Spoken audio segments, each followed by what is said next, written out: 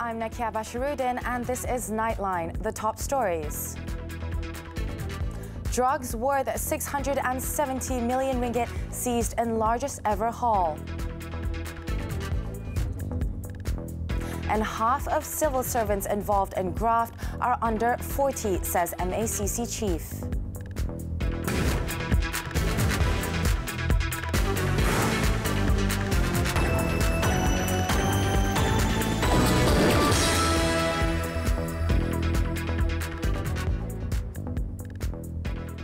We'll begin with our headlining story. The Customs Department and police have confiscated cocaine and ketamine worth 670 million ringgit from two premises in Shah Alam in what is believed to be the nation's largest drugs bust ever. In the operation, 500 kilograms of ketamine and 3.23 tons of cocaine were seized from two business premises in Puncak Alam and Subang Pelangi in Shah Alam, Selangor. 4 local and 9 foreign men were arrested. Kuala Selangor District Police Chief Superintendent Mat Asri Abdul Wahab confirmed the drug seizure and arrests. The case is being investigated under Section 39B of the Dangerous Drugs Act 1952. A press conference is expected to be held by the department on Tuesday.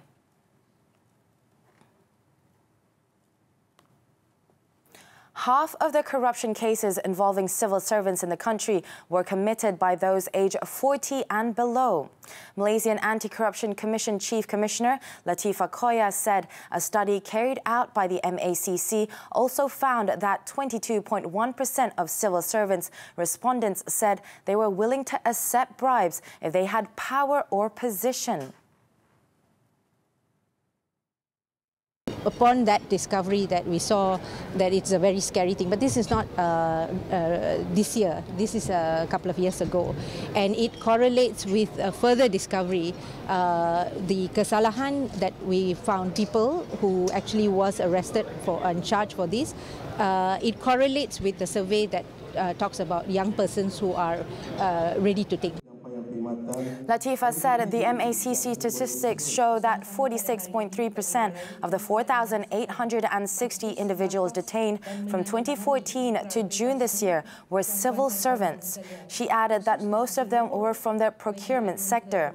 Latifah said this after witnessing the Selangor State Executive Councillors signing the corruption-free pledge ceremony in Shah Alam, Selangor on Monday.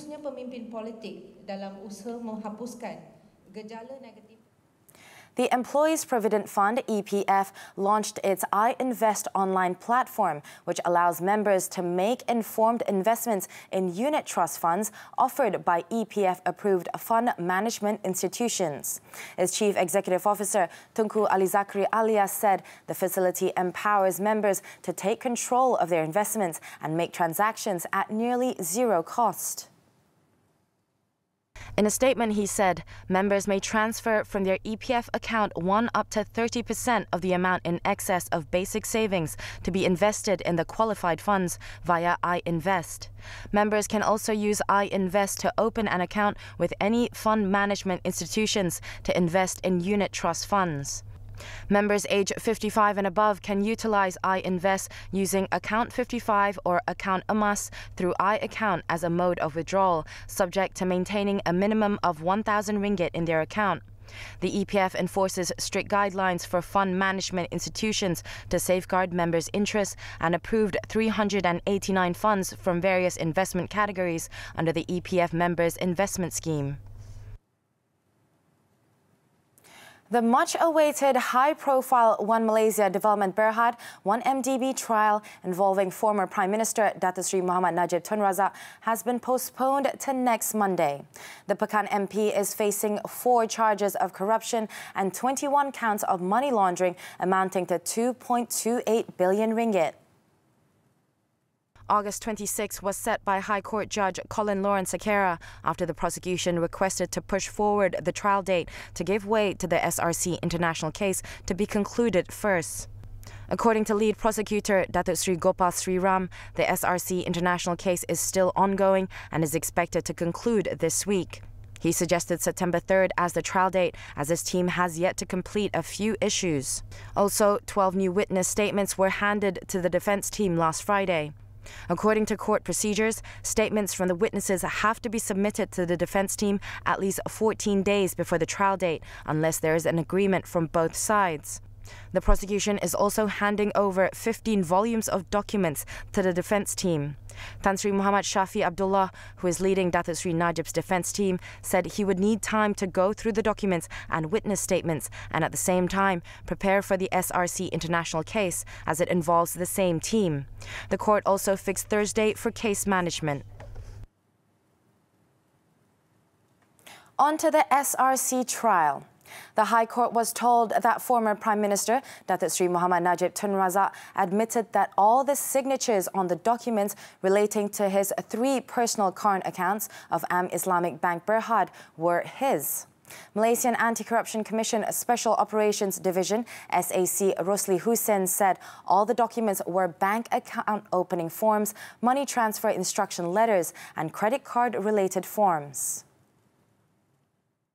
When asked by Deputy Public Prosecutor Datuk Suhaimi Ibrahim if he had asked Datuk Sri Najib whether all the signatures in the documents were his, the 57th prosecution witness said yes. Rosli said Datuk Sri Najib made the admission when he was called to have his statements recorded on 3 occasions. At this juncture, counsel Tan Sri Muhammad Shafi Abdullah, representing Datuk Sri Najib, said Rosli's testimony was just hearsay and cannot be accepted unless it was supported by certified documents. DPP Datuk V. Sitambaran told Judge Muhammad Nazlan Muhammad Ghazali that the prosecution would make a submission on the matter.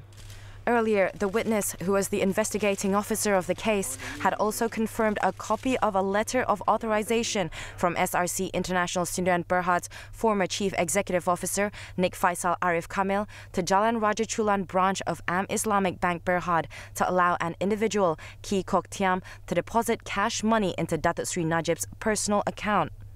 The letter was issued by Nik Faisal in 2014, and Ki is a business associate of Lo Taek Jo, who is also known as Jolo. The hearing before Judge Muhammad Nazlan continues on Tuesday. Screams and pleas for help were heard coming from a semi-wooden house at Kampung Alah Batu, Jalan Kuala Slim in Slim River, Perak, when it was raised in a fire early on Monday. Neighbours could only watch in terror as the blaze that was just too intense killed a family of 3. Muhammad Sharidan Abdul Aziz, aged 29, his wife Siti Rafini Muhammad Rafi, 27, and their 14-month-old son Rafiq were found burnt to death in a room in the house. Neighbour Muhammad Arif was asleep when his son alerted him of the fire. He immediately went out to check and saw the fire engulfing the neighbour's house and heard the wife screaming for help. The neighbours tried to put out the fire, but their efforts were in vain. Dia minta tolong lah isteri dia. Dia cakap tolong. Pakcik cakap keluar. 6 kali pakcik cakap. Lepas tu kapal berita tak ada. Semua terus sengap. Terdiam. Tak ada satu suara tak ada lagi dah. Masih api masih marak. Api dah menjulang-julang. Tak boleh nak bantu. Tak boleh kita nak bantu macam mana kita nak apa ni? Tunggu bomba je. Tunggu bomba je. Kita sebagai manusia biasa ni memang tak upayalah. Sebab terlalu kuat ada sampai keluar dapat ni. A team of firemen from Slim River, Tanjung Malim and Kuala Kubu Baru were rushed to the scene and managed to bring the fire under control. They discovered 3 charred bodies in a room of the house at 3:51 a.m. Their remains were buried at the Kuala Slim Muslim cemetery after Zohor prayers. The cause of the fire, however, is still being investigated. The Special Cabinet Committee to review the Malaysia Agreement 1963, MA63, has resolved 7 issues related to the implementation of MA63 in Sabah and Sarawak. In a statement on Monday, the Prime Minister's office said another 14 issues involving the 2 East Malaysian states and the federal government require further discussion and are expected to be resolved before August 31st. The statement said the Special Cabinet Committee to review the MA63 implementation held its 4th meeting on July 23rd. The statement said it was chaired by the Prime Minister and attended by 23 committee members. The 7 issues that have received joint agreement are export duty claims on logging exports and forest products, gas distribution and regulatory powers on electricity and gas, implementation of federal and state public works, manpower, the power of the state on health issues, administration of Pulau Sipadan and Ligitan, and agriculture and forestry issues. According to the statement, negotiations on the MA63 were in line with the 40th pledge contained in the Pakatan Harapan Manifesto, and following the approval of the Cabinet on September 5, 2018, a special Cabinet committee was established to review the implementation of the Malaysia Agreement 1963. Malaysia External Trade Development Corporation MATRADE has 20 e-marketplaces under the e-trade program with Halal Street UK on board. With the expanding list of e-marketplaces, Deputy Chief Executive Officer Syarimatun Mat Saleh said small and medium enterprises (SMEs) will now have more options of markets to explore their export business. As we all know, e-commerce is a cost-effective way for SMEs to export their product as compared to the conventional business. Since 2014, 2,200 SMEs nationwide has benefited from the e-trade assistance provided by MATRADE, which has widened the pool of exporters in the country. With that, Malaysia will be able to increase export contribution by these SMEs to 25% by 2025 from 17.5% recorded in 2018. Meanwhile, e-marketplace Halal Street UK targets to attract 500 SMEs on board onto its digital platform by early next year to tap into the UK and European markets. According to its founder, Simon Suresh, to achieve the target, the company is using social media and running a series of trainings with topics such as the UK and EU market potentials and logistics and courier briefing. We've made it as simple as possible. We've categorized them in forms, we've made the entire entrance into the regulatory requirements as basic as we can, because that's what people are afraid of. He added that qualified SMEs will be able to instantly obtain access to over 44 million Muslims in the European market and over 15,000 subscribers via its platform. In the UK itself, the halal food market stood at almost 4 billion ringgit.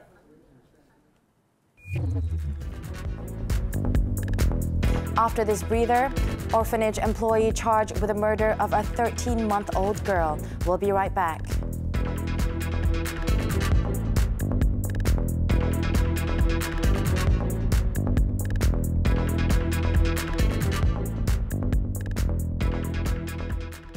Welcome back. 4 more people who have spoken out against controversial speaker Dr. Zakir Naik have received a notice of demand seeking an apology and reasonable payment within 48 hours or risk of being sued for defamation. Last week, Friday, Dr. Zakir had sent a similar notice to Human Resources Minister M. Kulasagaran. Those that received the notice had previously spoken out against the Islamic speaker after he had made contentious remarks about the Indian and Chinese community. Dr. Zakir had also lodged a police report against the 5 of them for defamation.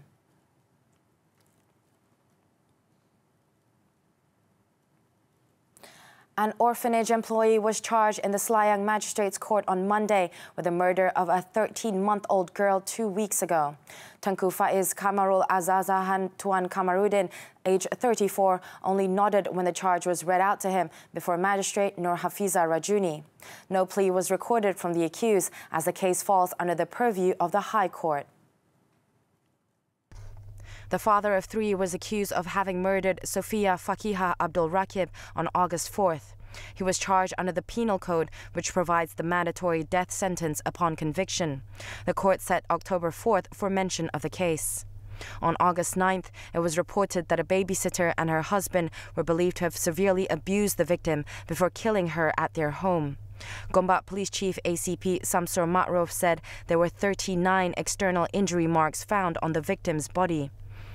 A post-mortem carried out at the Kuala Lumpur hospital revealed that the baby died of severe injuries to the head caused by a blunt object. The police have handed over the investigation paper into the death of 29-year-old Syed Muhammad Daniel Syed Shake to the Office of Deputy Public Prosecutor. Selangor Deputy Police Chief Dato' Abdul Rashid Abdul Wahab said police have completed the investigations and are now waiting for further instructions from the DPP. In the incident on August 10th, Syed Muhammad Daniel died after an argument broke out following an accident near the Bandar Baru Bangi exit. Police have since arrested a man and his wife to help in the investigations. On August 17th, the remand order for the male suspect was extended until Thursday, while his wife, the female suspect, was released. Police are in the midst of wrapping up their investigation papers on the suspect who allegedly attacked and sliced off Besut District Police Chief Superintendent Muhammad Zamri Muhammad Rawi's right thumb last Thursday. Terengganu Police Chief Dato' Aidi Ismail said the suspect, believed to be mentally unsound, was still under a 7-day remand order from last Friday. Dato' Aidi said police are investigating under Section 326 of the Penal Code for voluntarily causing grievous hurt with a dangerous weapon. The search and rescue operation for a Singaporean man who went missing on August 8th while on a kayaking expedition in Mersing, Johor, was called off after rescuers failed to come up with new leads. Johor Maritime Director, Maritime First Admiral Aminuddin Abdul Rashid said the search would resume if there are new leads. Puah Giok Tin, 57, and Tan Eng Soon, 62, were reported missing in rough sea conditions after they got separated from their 13 friends while kayaking in Mersing waters. The body of Singaporean Puah was found on August 14th, while Tan is still missing.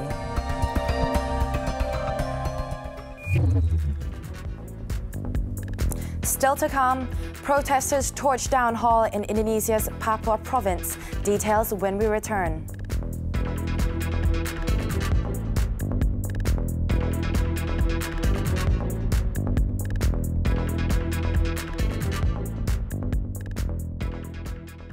Welcome back. Protesters in Indonesia's easternmost province of Papua set fire to tires and torched a local parliament building on Monday after a demonstration against the recent detention of scores of Papuan students. Deputy Governor Muhammad Lakotani said the protests had affected the city centre, market, the port, which is next to the parliament buildings, as well as shopping centres. He, however, stressed that the situation remained under control.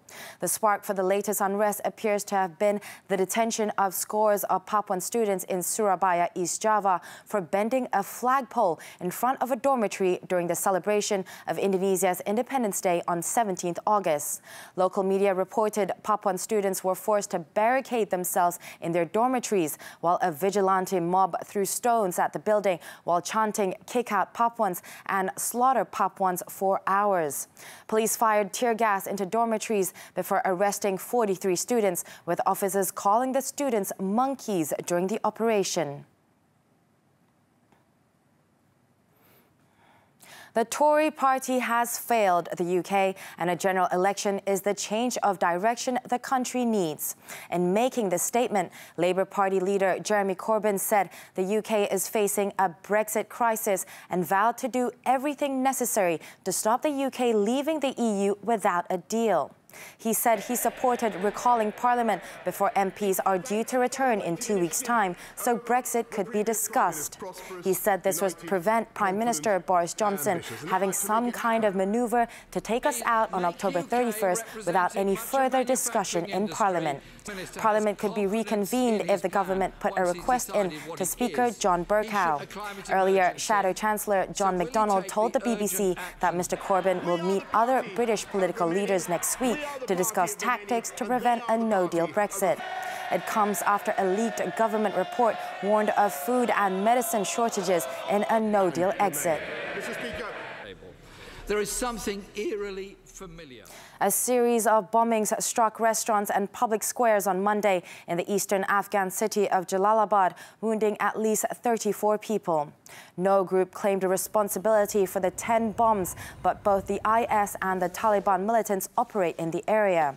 The Jalalabad bombs were planted near a market where hundreds of people had congregated after attending Independence Day events. The latest bombings came just a day after a bomb attack on a wedding reception in Kabul killed 63 people. The IS has claimed responsibility for the attack.